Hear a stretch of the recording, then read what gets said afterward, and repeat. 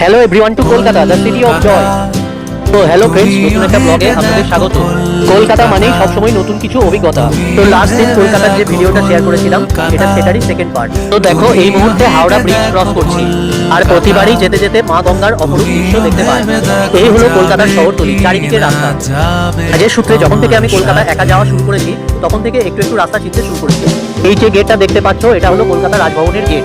এরপর রবীন্দ্র সদনে আমার একটা ছোট্ট কাজ ছিল, সেটা সেরে নিয়ে রবীন্দ্র সদন মেট্রোর সামনে চলে এলাম। এরপর এখান থেকে মেট্রো ধরে যাব এসপ্ল্যানেড।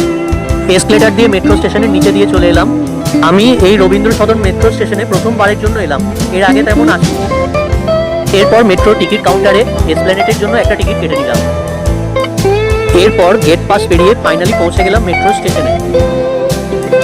আর স্টেশনে অপেক্ষা করতে করতেই চলে এলো আমাদের মেট্রো।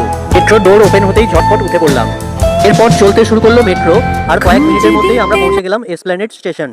মেট্রো থেকে বেরিয়ে গিয়ে মেট্রোকে টাটা জানিয়ে এসপ্ল্যানেড স্টেশনের বাইরে বেরিয়ে গেলাম। এরপর স্টেশন থেকে বাইরে বেরিয়ে প্রিন্ট করার জন্য কিছু ভালো কোয়ালিটির টি শার্ট সন্ধান করতে লাগলাম। নানা রকমের ভ্যারাইটিস টি শার্ট, খেলার জন্য বিভিন্ন রকমের জার্সি এবং অনেক স্টক রয়েছে এই দোকানে। এখানে কিছু টি শার্ট চয়েস করে আমি নিলাম এবং কিছু টি শার্টের অর্ডার দিয়ে চলে এলাম। এরপর এসপ্ল্যানেড থেকে মেট্রো ধরে আবার হাওড়া স্টেশন চলে এলাম।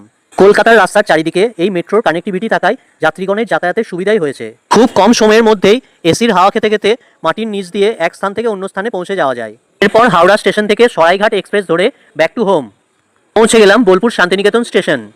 তো এই ছিল কলকাতা জার্নির ছোট্ট একটা ভিডিওটা তোমাদের কেমন লাগলো অবশ্যই কমেন্টে জানিও। ফেসবুক থেকে পেজটা ফলো এবং ইউটিউব থেকে চ্যানেলটা সাবস্ক্রাইব করে দিও। চলো টাটা।